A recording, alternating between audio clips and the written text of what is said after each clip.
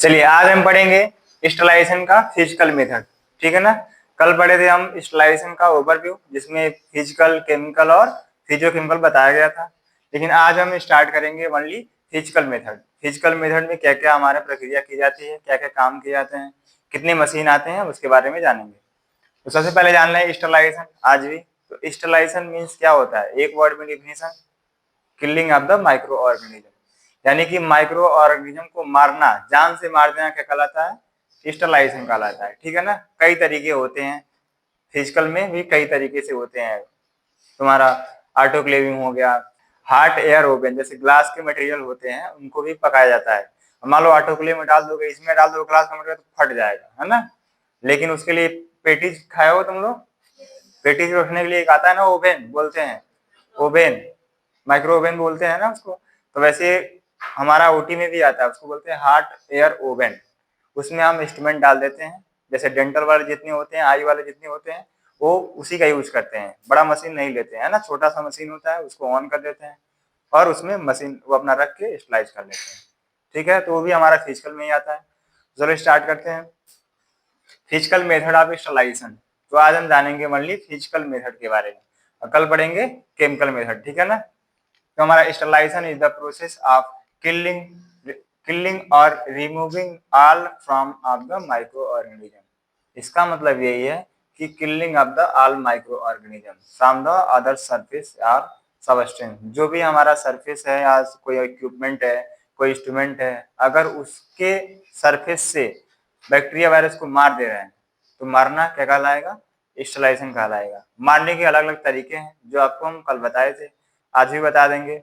Physical है और chemical है। फिजिकल में भी कई है, केमिकल में भी कई तरीके हैं, क्योंकि उसके मटेरियल पे डिपेंड करता है कि बनावट कैसा है, कांच का है कि रबड़ का है, स्टेनलेस स्टील का है कि हमारा कागज का बना हुआ है, किस चीज का बना हुआ है उसके अकॉर्डिंग हम क्या करेंगे, स्टरलाइजेशन करेंगे। ठीक। ये हमारा टाइप क्या होता है, दो टाइप का होता है, फिजिकल मेथड और केमिकल मेथड। फिजिकल में क्या होता है हमारा, हम ऐसा काम करते हैं, मशीनों से काम करते हैं, है ना, मशीन को चलाना पड़ता है। केमिकल में हम क्या करते हैं, बस केमिकल लिक्विड डालते हैं, वो ऑटोमेटिकली हो जाता है। फोकस हम क्या रहता है, physical method use physical agent like heat, filtration and radiation. सबसे बेस्ट माना जाता है फिजिकल मेथड। क्यों? क्योंकि हम इसमें हम क्या करते हैं, खुद से काम करते हैं और चीजों को ऑब्जॉर्व करते हैं। कितना टाइम हो गया, कितना प्रेशर है, कितने टाइम तक इसको हीट करना है, कितना टेम्परेचर देना है। केमिकल भी ठीक होता है, लेकिन केमिकल में क्या होता है, हमको खतरा होता है। किस चीज का, हमारी बॉडी का खतरा होता है।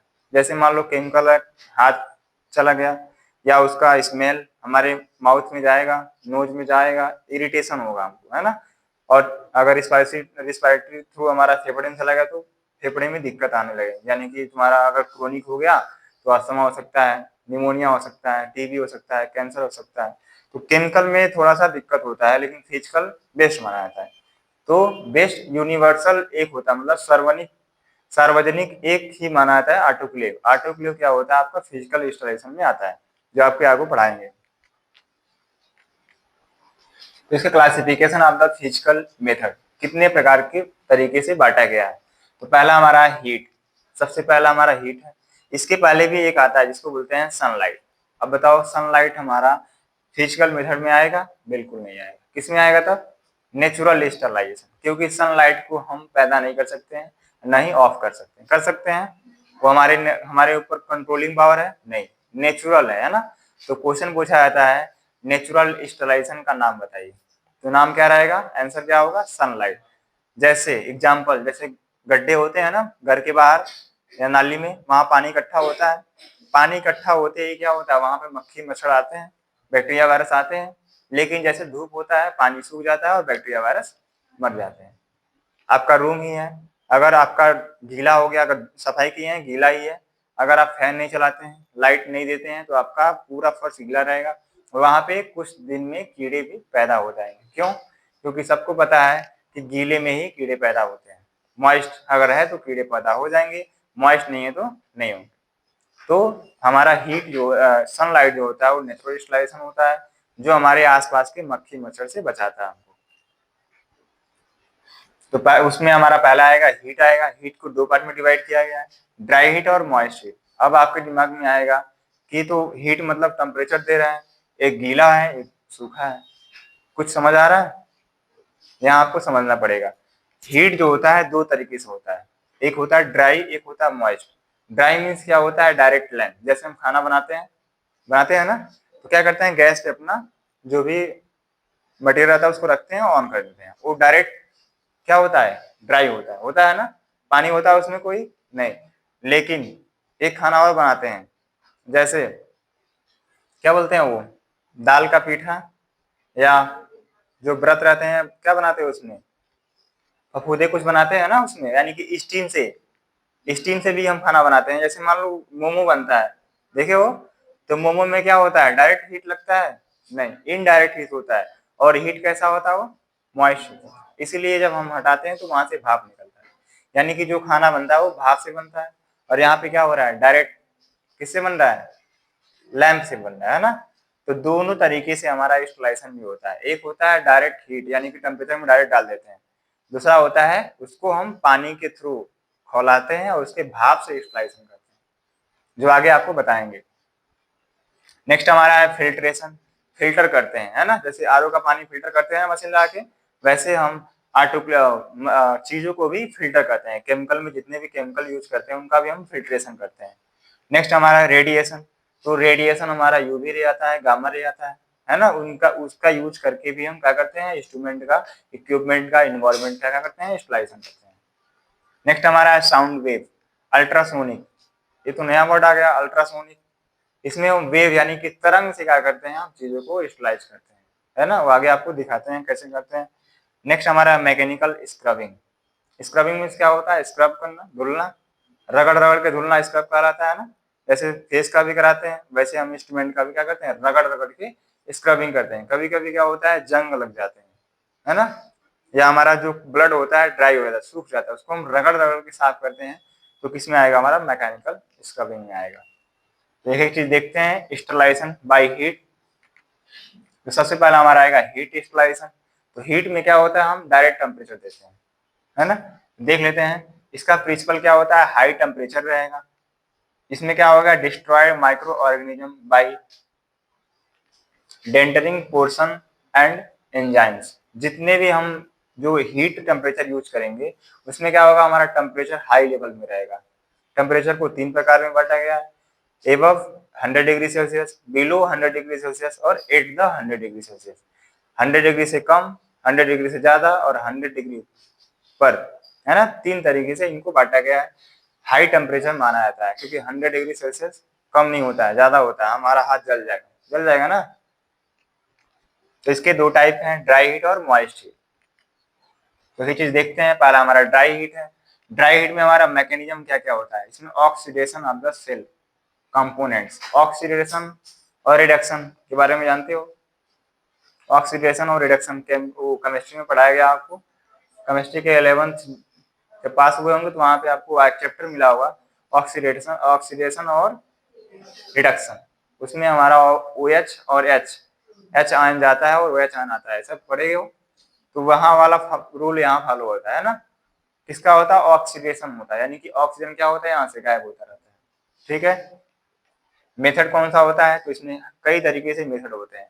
पहला हमारा है हॉट एयर ओवन, ये हमारा यूनिवर्सल माना जाता है किसमें, ड्राई हीट में। तो ड्राई हीट में हमको पढ़ना है ए हॉट एयर ओवन, यही हमको दिखने को मिलेगा, जो इस तरह दिखता है, देख रहे हो ना, जैसे पेटिस रखते हैं ना उसमें माइक्रोवेव में, वैसे ही दिखता है सेम। इसमें हम क्या करते हैं, अपने जो भी मटेरियल रखना होता है, कांच के मटेरियल को भी स्लाइस कर लेता है। तो कांच के मटेरियल, केमिकल या छोटे मोटे इंस्ट्रूमेंट को इसमें रखते हैं और बंद कर देते हैं, टेम्परेचर सेट कर देते हैं और आसानी से हमारा स्टलाइज हो जाता है। टेम्परेचर कितना होता है, तो 160 डिग्री सेल्सियस। अब सोचो 160 डिग्री सेल्सियस कितना हाई टेम्परेचर होगा, है ना। तो यानी कि जो कांच रहेगा कैसा हो जाएगा, लाल हो जाएगा बिल्कुल। जब लाल हो जाएगा तो उसके सरफेस में जितने बैक्टीरिया वायरस रहेंगे वो क्या हो जाएंगे, डेड हो जाएंगे। कितने टाइम के लिए, 2 घंटा के लिए। अब सोचो 160 डिग्री सेल्सियस 2 घंटे के लिए हम ऑन करते हैं, तो हमारा जो उसमें मटेरियल रखा रहेगा वो क्या हो जाएगा, टोटली प्योर हो जाएगा, फिर हम उसका निकाल के यूज करेंगे। नेक्स्ट हमारा फ्लेमिंग लैंप के द्वारा। नेक्स्ट हमारा जैसे लैंप में कैसे करते हैं, जैसे पेशाब जांच करना होता है, जैसे मान लो किसी का प्रोटीन ज्यादा आ रहा है तो पेशाब जांच करते हैं ना, तो पेशाब को बर्नल में इकट्ठा करके लैंप जलाते हैं, जिससे क्या होता है पानी उड़ जाता है और प्रोटीन नीचे व्हाइट कलर में रह जाता है, जिससे हमको मालूम चलता है कि इस पेशाब में कितना % प्रोटीन है। वहां भी इसका यूज करते हैं, ठीक है। नेक्स्ट हमारा है इंक्रीजिंग। इसका मतलब होता है कि हम जो टेम्परेचर दे रहे हैं वो कितना बढ़ा रहे हैं या कितना घटा रहे हैं। नेक्स्ट हमारा होता है use for glassware material instrument and powder oils. जितने भी हमारे ग्लास मटेरियल होते हैं, पाउडर ऑयल्स होते हैं, लिक्विड वाले जितने भी फॉर्म्स होते हैं उनका हम यहाँ पे जाके स्टरलाइज करते हैं, ठीक है। इस हॉट एयर ओवन में रखते हैं और बंद कर देते हैं, 160 डिग्री टेम्परेचर सेट करते हैं और 2 घंटे का टाइम सेट कर देते हैं और ऑन कर देते हैं, फिर 2 घंटे बाद इसको निकाल के रीयूज करते हैं, ठीक है। नेक्स्ट हमारा है हॉट एयर ओवन। वही है, टेम्परेचर कितना रहेगा 160, 2 घंटे के लिए होगा, और 170 रहेगा तो वो 1 घंटे के लिए होगा। इसमें देखो एक कंपोनेंट बन रहा है, 160 है तो 2 घंटा है, 170 है तो 1 घंटा है। इसका मतलब होता है जो टेम्परेचर होता है घंटे यानी कि टाइम के व्युत्क्रमानुपाती होता है। व्युत्क्रमानुपाती मतलब क्या होता है, उल्टा होता है। अगर ये बढ़ेगा तो ये घटेगा, अगर ये बढ़ेगा तो ये घटेगा, है ना। टेम्परेचर बढ़ा रहा है तो टाइम घटाना पड़ेगा, अगर टाइम बढ़ा रहा है तो टेम्परेचर क्या करना पड़ेगा, घटाना पड़ेगा, है ना। दोनों अपोजिट होते हैं दोनों के। नेक्स्ट हमारा इंडिकेटर कैसे हम जानते हैं, तो हमारा ये बर्नल ट्यूब होते हैं, उसमें ट्यूब बना होता है, उसमें हम इंडिकेटर होता है, अलार्म होता है, वो बताता है कि हमारा कितना टाइम हो गया, उसमें टाइमर भी चलता है ना। जब हम सेट करते हैं 2 घंटे का यानी कि 120 मिनट, तो उल्टी गिनती शुरू हो जाती है, जब 0 आता है तो हमारा ऑटोमेटिक मशीन बंद हो जाता है। नेक्स्ट हमारा इसके एडवांटेज क्या है, तो no corrosions effective for dry materials, कोई भी दिक्कत नहीं होता है, जितने भी हमारे ड्राई मटेरियल होते हैं कांच के होते हैं उनको, उनमें कोई दिक्कत नहीं होता, क्रैक नहीं होगा। फिर इसका डिसएडवांटेज क्या होगा, स्लो होगा, बहुत धीरे धीरे, इसीलिए इसमें टाइम कितना लग रहा है 2 घंटे। अगर मान लो तो तुरंत हमको तत्काल जरूरत है तो हम इसका यूज नहीं कर सकते, कर सकते हैं मान लो कोई पेशेंट आ गया आपके पास, या मान लो कोई लैब में कोई जांच आ गया, स्लाइड लगाना है हमको, केमिकल चाहिए ही चाहिए, केमिकल हमारा स्लाइड नहीं है, तो हम जाएंगे हॉट एयर ओवन में, ऑन करेंगे, लगाएंगे, कितना टाइम लगेगा, कम से कम 1 घंटा, ज्यादा से ज्यादा 2 घंटा वेट करना पड़ेगा। कोई भी डॉक्टर तुरंत कहता है तुरंत करा के लेके आओ, तो एक प्रक्रिया फेल हो गई ना। तो इसीलिए ऑटोक्लेव बेस्ट माना जाता है, क्योंकि उसमें 15 से 20 मिनट, 25 से 30 मिनट मैक्सिमम होता है ना। तो ठीक है, ये स्पेसिफिक इसके लिए है, ग्लासवेयर के लिए है। नेक्स्ट हमारा मॉइस्ट हीट। ड्राई हीट में हमको मेन चीज यही पढ़ना है कि हॉट एयर ओवन क्या होता है। तो हॉट एयर ओवन एक तरीके से हमारा ड्राई हीट का प्रोसेस है, जिसमें 160 डिग्री सेल्सियस होता है टेम्परेचर होता है, और 1 घंटे के लिए 2 घंटे के लिए ऑन कर देते हैं, लेकिन टेम्परेचर बढ़ा देते हैं 170 तो हमारा टाइम घट जाता है, 1 घंटे के लिए हो जाता है। इसमें हम आसानी से कोई भी चीज ड्राई कर सकते हैं, लेकिन स्लो एक्शन होता है, धीरे धीरे काम होता है, ये हमारा डिसएडवांटेज है, ठीक है। अब हम पढ़ेंगे मॉइस्ट हीट। तो मॉइस्ट हीट को 3 कैटेगरी में बांटा गया है। पहला हमारा बिलो द 100 डिग्री सेल्सियस, दूसरा होता है एट द 100 डिग्री सेल्सियस, और तीसरा होता है एबव द 100 डिग्री सेल्सियस। तो इसमें हमको एक चीज पढ़ना है, क्या, एबव द 100 डिग्री सेल्सियस, उसमें आता है हमारा ऑटोक्लेव। तो हमारा मैकेनिज्म क्या होगा, coagulation and denaturation of the protein, ठीक है। इसमें हमारा जो मैकेनिज्म ऑफ एक्शन कैसे काम करेगा, जैसे हमारा पेशाब से प्रोटीन छन जाती है, वैसे हमारा इंस्ट्रूमेंट से बैक्टीरिया या वायरस क्या हो जाएंगे, एब्सेंट हो जाएंगे। नेक्स्ट हमारा मेथड कैसे कैसे करते हैं, तो पहला हमारा at the degree below the 100 degree Celsius, दूसरा एट द 100 डिग्री सेल्सियस, तीसरा एबव द 100 डिग्री सेल्सियस। 3 तरीके से हम इसका यूज करते हैं, तीनों में अलग अलग मशीन आती है। 100 डिग्री सेल्सियस पे बॉइलिंग आता है, एट द 100 डिग्री सेल्सियस में बॉइलिंग आता है, एबव में आता है ऑटोक्लेव, और ये बिलो में आता है हमारा पास्चुरेशन, ठीक है। ये हमारा क्या होता है, ऑटोक्लेव मशीन होता है, 2 तरीके से होता है, एक वर्टिकल होता है, एक हॉरिजॉन्टल होता है। वर्टिकल मीन्स क्या होगा, मशीन लंबवत रहेगी, और हॉरिजॉन्टल मीन्स क्या होगा, बेलनाकार रहेगी। तो ये मशीन किस टाइप की दिख रही है, बेलनाकार दिख रही है, ठीक है। इसके बारे में पढ़ते हैं। तो ऑटोक्लेव का प्रिंसिपल क्या होता है, स्टीम अंडर प्रेशर होता है, यानी कि ये एक ऐसा प्रोसेस है जिसमें हम भाप विधि द्वारा क्या करते हैं, स्टरलाइज करते हैं। इसमें हम टेम्परेचर 121 डिग्री सेल्सियस रखते हैं और पीएसआई 15 रखते हैं और टाइमिंग 15 से 20 मिनट रखते हैं। लेकिन अगर टेम्परेचर बढ़ा देते हैं, 135 कर देते हैं, तो हमारा टाइम यहाँ पे 10 मिनट हो जाएगा। 135 मैक्सिमम होता है, 145 करेंगे तो हमारा जो चद्दर होती है वो फटने के चांस है। चद्दर जो होती है ना, ये फटने के चांस होते हैं, क्योंकि टेम्परेचर ज्यादा रहेगा तो प्रेशर भी ज्यादा रहेगा, और प्रेशर ज्यादा होगा तो क्या हो जाएगा, ये फटने के चांस हो सकते हैं। इसीलिए हम सेफ साइड 1:1 यानी कि 121 डिग्री सेल्सियस रखते हैं, उसमें हम 15 पीएसआई रखते हैं और 15 से 20 मिनट टाइम रखते हैं, जिससे हमारा आसानी से ऑटोक्लेविंग हो जाता है। इंडिकेटर क्या होता है, तो ऑटोक्लेविंग टेप, ऑटोक्लेविंग टेप आता है जो यहाँ पर हम दिखा रहे हैं आपको, दिख रहा है ना, ये हमारा ऑटोक्लेविंग टेप होता है। इसमें हमारा केमिकल इंडिकेटर होते हैं, ये नॉर्मल टेप नहीं है, इसको भी हम बोलते हैं एडहेसिव टेप। जो हमारा माइक्रो टेप आता है ना, वैसे सेम होता है, लेकिन इसमें एक केमिकल पड़ा होता है, उसको बोलते हैं केमिकल इंडिकेटर। मार्क बने है ना इसमें ब्लू कलर का, अगर जैसे ही हमारा चीज स्टरलाइज हो जाएगा, ये क्या हो जाएगा, ब्लैक हो जाएगा, है ना, यानी कि कलर में चेंजेस आ जाएंगे, जिससे हम जान जाएंगे कि हमारा जो इसमें इक्विपमेंट इंस्ट्रूमेंट रखा गया है वो क्या हो गया, स्टरलाइज हो गया। एक इंडिकेटर चाहिए ना पहचान के लिए, तो वही इंडिकेटर है, ठीक है। फिर यूज कब कब करते हैं, तो हमारा सर्जिकल इंस्ट्रूमेंट के लिए, ड्रेसिंग के लिए, कपड़े के लिए, है ना, जितने भी हम ओटी में मैक्सिमम यूज करते हैं वो सारा का सारा हमारा ऑटोक्लेविंग में आसानी से हो जाता है। एक्सेप्ट छोड़ के, किसको किसको, रबड़ और ग्लास के मटेरियल को छोड़ के, प्लास्टिक को भी नहीं करता है, क्योंकि इसमें क्या होना है, टेम्परेचर बढ़ेगा तो पिघलना शुरू हो जाएगा।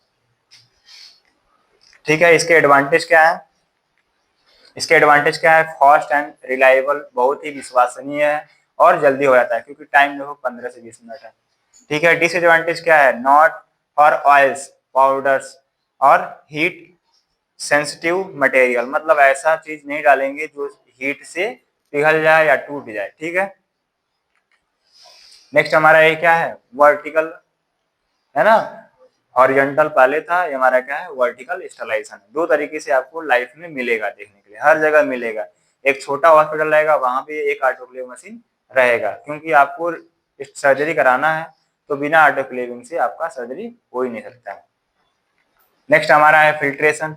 फिल्ट्रेशन में हमारा क्या होता है, remove micro organism by physical separation. Filtration यानी कि फिल्टर करते हैं, जैसे एक पेशेंट इंटुबेट होता है तो पेशेंट सांस लेता है, छोड़ता है, एक नली डाली जाती है, उस ट्यूब का नाम होता है इंडोट्रैकियल ट्यूब। उसमें एक छोटा सा चेम्बर लगाते हैं, उसको बोलते हैं एचएमई फिल्टर।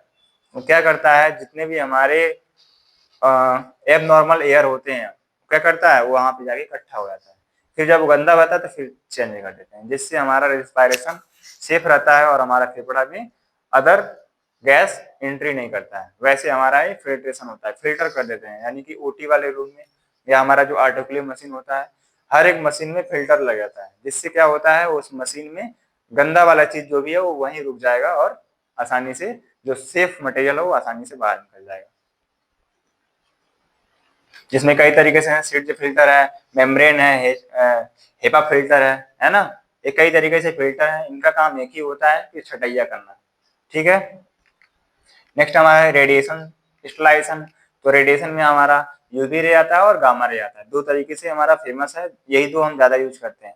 यूवी रे का यूज कब करते हैं, जब हम ओटी को लॉक करते हैं, तो जैसे वो ट्यूब लाइट दिख रहा है ना, वैसे हम क्या करते हैं, ट्यूब लाइट जला देते हैं और ओटी को बंद कर देते हैं। अब सुबह जब आते हैं तो उसको ऑफ करके एंट्री करते हैं, जिससे हमारा जितने भी मक्खी मच्छर होते हैं वो नीचे गिरे रहते हैं। क्यों, क्योंकि वो रेडिएशन से मर गए होते हैं। नेक्स्ट हमारा होता है गामा रे।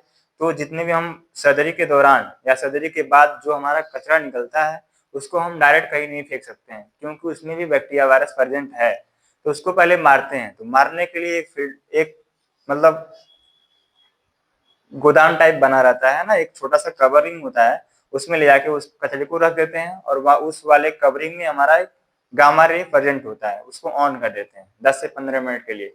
जिससे क्या होता है, वो पूरा बैक्टीरिया वायरस डेड हो जाते हैं, और डेड होने के बाद उसको आराम से निकाल के कहीं भी फेंक सकते हैं, जिससे हम भी सेफ रहेंगे और हमारा इन्वायरमेंट भी सेफ रहेगा। अगर कोई कुत्ता या कोई भी जानवर उसको टच भी करता है तो उसको कोई दिक्कत नहीं होगा। ठीक है ना, इन क्लास में